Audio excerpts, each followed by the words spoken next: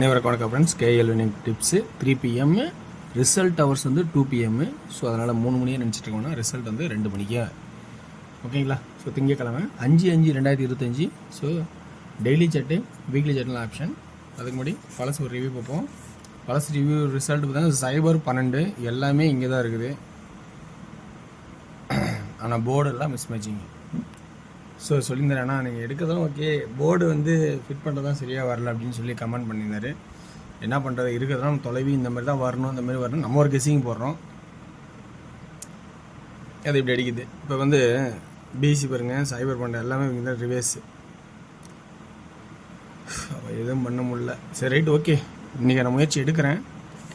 எந்த அளவுக்கு உங்களுக்கு பாசிட்டிவ் இருக்குன்னு பாருங்கள். இதில் ப்ளஸ் பாயிண்ட் என்னென்னு சொல்கிறேன்னா, உங்களோட கெஸ்ஸிங் என்றைக்கு ஃபஸ்ட்டு இம்பார்ட்டனோ அதை மட்டும் வைங்க. இது ரெண்டாவது ஆப்ஷன் வைங்க. உங்களோட ஐடியாவும் என்னோட ஐடியாவும் இதில் மேட்ச் ஆனிச்சுன்னா அதை அப்படியே எடுத்துக்க ஆடுங்க. ஸோ நான் சொல்கிறோட எக்ஸ்ப்ளனேஷனில் ஓகே இது நல்லா தான் இருக்குது அப்படின்னு ஒரு உங்களுக்கு ஐடியா வந்துச்சுன்னா அதை எடுத்து ஆடுங்க. ஓகேங்களா? ஸோ இன்றைக்கான கெஸ்ஸிங்ஸ் பார்த்தீங்கன்னா C-போர்டில் 0 1 0 0 திரும்ப இப்படியே போயிட்டே இருக்குது.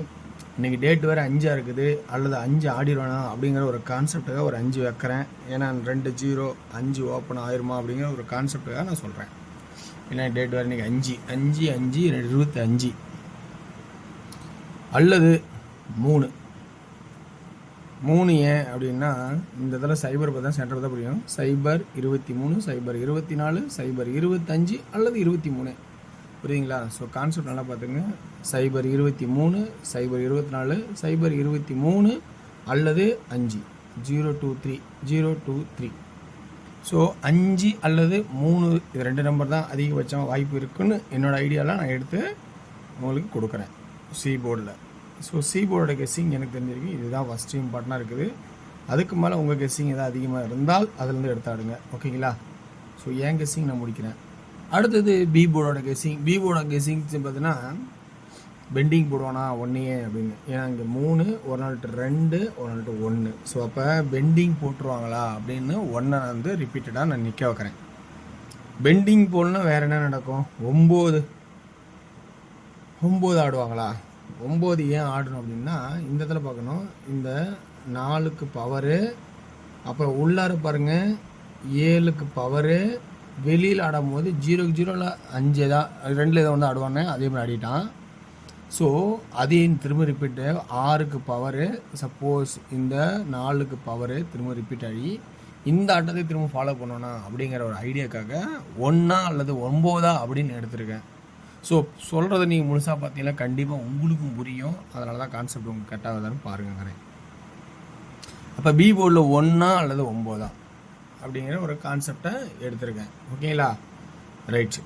அடுத்தது A-போர்டோட பேட்டர்ன்ஸ். A-போர்டோட பேட்டர்ன்ஸ் பார்த்தா என்ன வருது அப்படின்னு பார்த்தா என்னோடய கணக்கில்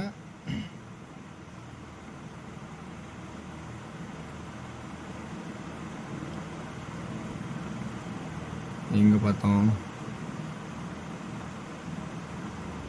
0 1 2. A-போர்டோட பேட்டர்ன் கரெக்டாக பார்த்தீங்க மைண்டில் இருந்தால் புரிஞ்சு. ஓகே, A-போர்டோட பேட்டர்ன் பார்த்தேன், அப்படியே சொல்லலாம் மறந்தே போயிட்டேன்.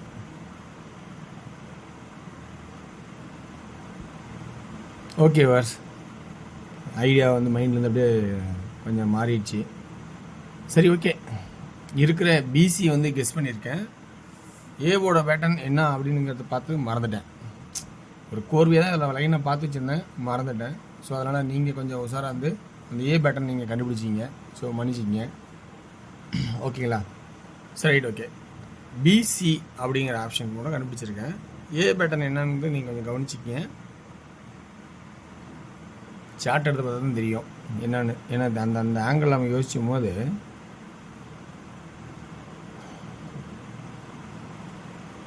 6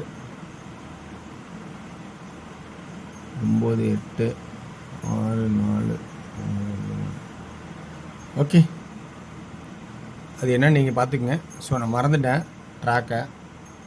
அதனால் BC மட்டும் இன்றைக்கி 15 13 95 93 அப்படிங்கிற கான்செப்ட் மட்டும் கொடுக்குறேன். ஸோ A-போர்டோட கெஸ்ஸிங் மைண்ட்லேருந்து மறந்துட்டேன் கெஸ் பண்ணுது எப்படின்னு. அதனால் இந்த ஆப்ஷன் இப்படி கொடுக்குறேன்.